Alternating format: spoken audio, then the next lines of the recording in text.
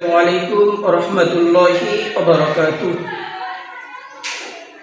বর্তমান সময়ে একটি বিষয় খুব আলোচিত, সেটা হলো আমরা সোশ্যাল মিডিয়ায় দেখতে পাচ্ছি বর্তমান সময়ে একজন ইসলামিক আলোচিত বক্তা জনাব মুফতি হাবিবুর রহমান মিসবাহ সাহেবকে নিয়ে বিভিন্ন ষড়যন্ত্র চলতেছে। তা আমরা সর্বপ্রথম বলবো যে কোনো মানুষ ভুলের ঊর্ধ্বে নয়। মুফতি হাবিবুর রহমান মিসবাহ সাহেব যদি ভুল করে তাহলে অবশ্যই সে ভুল করেছে, তবে তিনি যে আমাদের এই ভুল করেছে এটা এখনও আদালত সত্য সাব্যস্ত করতে পারেননি।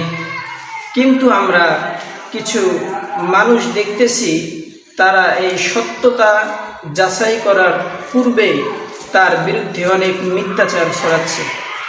তবে এর মধ্যে যদি আমরা লক্ষ্য করি তাহলে একটা বিষয় আমাদের মাঝে স্পষ্ট হয় যে কিছু রাজনৈতিক ব্যক্তিবর্গ এটাকে দলকেন্দ্রিক নিয়ে তাকে ছোট করার জন্য বিভিন্ন অপপ্রচার করতেছে।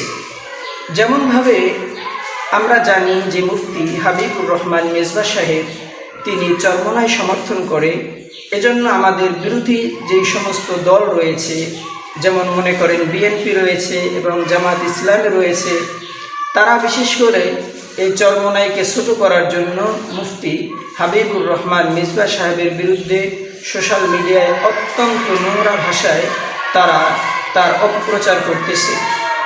কেননা তারা বলতেছে তার ৫ম নম্বর স্ত্রী এটা অভিযোগ করেছে। তবে আমি বলবো যে একজন মানুষের বিরুদ্ধে অভিযোগ করতেই পারে, এটা স্বাভাবিক। কেননা অভিযোগ কেউ কারো ব্যাপারে যে কোনো ব্যাপারে নিয়ে করতেই পারে, তবে অভিযোগ করলেই যে এটা সত্যতা হয়, এটা সত্য প্রমাণ হয়, বিষয়টা এমন নয়। তবে আমরা যারা তার বিরুদ্ধে অভিযোগ করতেছি তাদেরকে বলবো যে আদালতে এটা যখন সত্যতা যাচাই হবে তখন আমরা তার বিরুদ্ধে আমরা অপপ্রচার করি। কেননা তিনি একজন আলেম। আল্লাহ রসুল জনাবে মুহাম্মদুর রাসূলুল্লাহ সাল্লাল্লাহু আলাইহি ওয়াসাল্লাম বলেছেন, ইন্নাল উলামা ওয়ারাসাতুল আম্বিয়া, যে উলামায়ে কেরাম হলো নবীদের ওয়ারিস। তা আমরা যেই ব্যাপার এখনো সত্যতা প্রমাণ হয়নি, এই ব্যাপারে আমরা এই নবীর ওয়ারিস আলেমের ব্যাপারে আমরা যদি এখন মিথ্যা অপপ্রচার চালাই, এটা আমাদের জন্য দুঃখজনক। তবে এই ব্যাপারে আমাদের একটা বিষয় আছে যে আমরা যদি রাজনৈতিক অঙ্গনে নিয়ে এই ব্যাপারটাকে